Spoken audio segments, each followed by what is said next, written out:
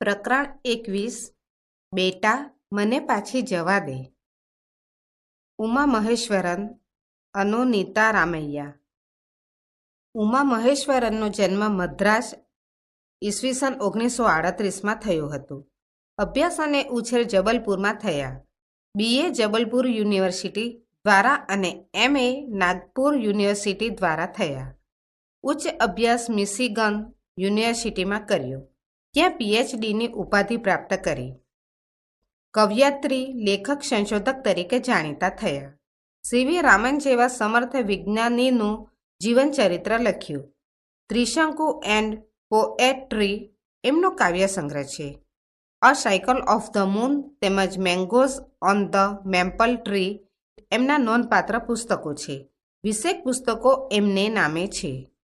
એમના એક જાણીતા કાવ્યનો અનુવાદ બેટા મને પાછી જવા દે અહીં લીધો છે, જેનો અનુવાદ નીતા રામૈયાએ કર્યો છે.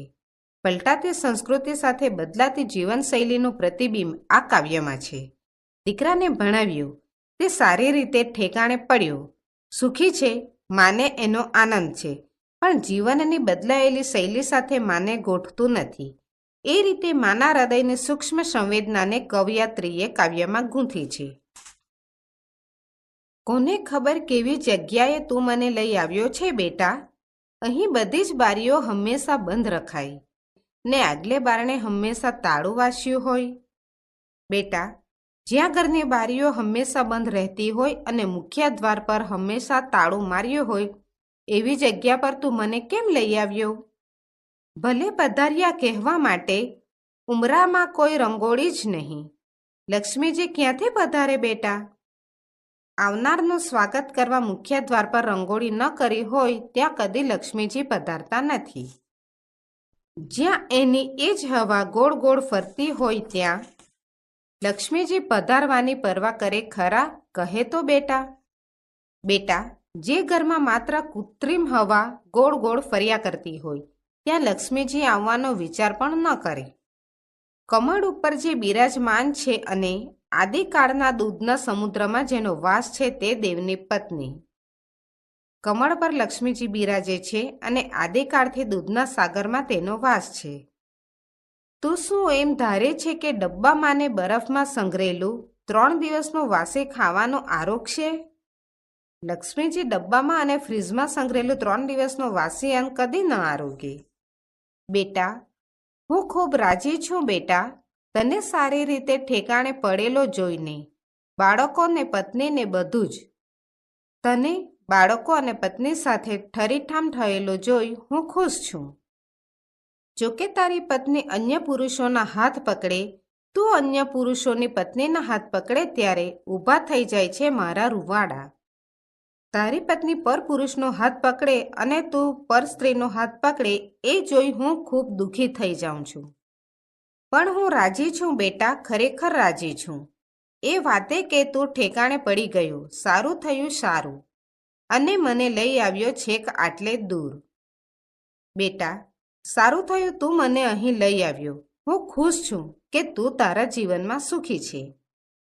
આ તારું રૂપકડું ઘર, તારી કાર અને બધું જોવા, પણ આ વાસી હવા મારાથી શ્વાસમાં લેવાતી નથી. ગઈકાલની રસોઈની વાસ હવામાં ગોળ ગોળ ફર્યા કરતી. બેટા, હું આ તારું સુંદર ઘર, તારી કાર આ બધું જોઈશ, પણ બેટા, કાલની રસોઈની વાસ હવામાં ગોળ ગોળ ફર્યા કરે છે. આ વાસી હવા મારાથી શ્વાસમાં લેવાતી નથી. બેટા, રસોઈ તો રોજ રોજ કરવાની બાબત છે, માત્ર રવિવારે કરવાનું કામ નથી. અને બેટા, રસોઈનો ધમધમાટ મજાનો હોય. બેટા, રસોઈ તો રોજ કરવાની હોય, માત્ર રવિવારે જ નહીં, કેમ કે રસોઈનો મધમઘાટ સરસ હોય છે. સોડમ ઉછળતી હોય, હળદર ને લીલી કોથમીરની, અને ગરમ તેલમાં રાઈનો તડતડાટ. ગરમ તેલમાં રાઈનો તડતડાટ, લીલી કોથમીર અને હળદર જમણમાં સોડમ અને સ્વાદ લાવે છે. જમણમાં સોડમ લાવે, હવાને ગંધવી મારે નહીં. બધી બારી ખોલી નાખ બેટા, મને ટેવ છે જીવંત વસ્તુના ધ્વનિ સાંભળવાની. બેટા, અહીં જમણની સોડમ હવામાં ફેલાતી નથી. બેટા, બારી ખોલી નાખ. મને જીવંત વસ્તુઓના ધ્વનિ સાંભળવાની ટેવ છે. સવારે પંખીનો, રાત્રે વરસાદ ને પવનનો, ફર્નેશ ફેનનો ગરગરાટ નહીં અને ગરમ ગરમ હવાના સુસવાટા નહીં. સવારે પંખીઓ અને રાત્રે પવન અને વરસાદનો ધ્વનિ સાંભળવો છે. પંખાનો ગરગરાટ અને ગરમ હવાના સુસવાટા સાંભળવા નથી. અને વોશિંગ મશીનનો વ્યુશ વ્યુશ નહીં. બધી બારીઓ ખોલી નાખ બેટા અને મને પાછી જવા દે. બેટા, મને પાછી જવા દે. મારે વોશિંગ મશીનનો અવાજ સાંભળવો નથી. બારી ખોલી નાખ. સૂર્ય અને હવા તરફ અને પરસેવો અને માખી ને એવું બધું, પણ આ તો નહીં, ના નહીં જ. મારે સૂર્યપ્રકાશ, પરસેવો અને હવા એવું બધું ચાલશે, પણ આ બંધ બારીએ તો નહીં જ ચાલે.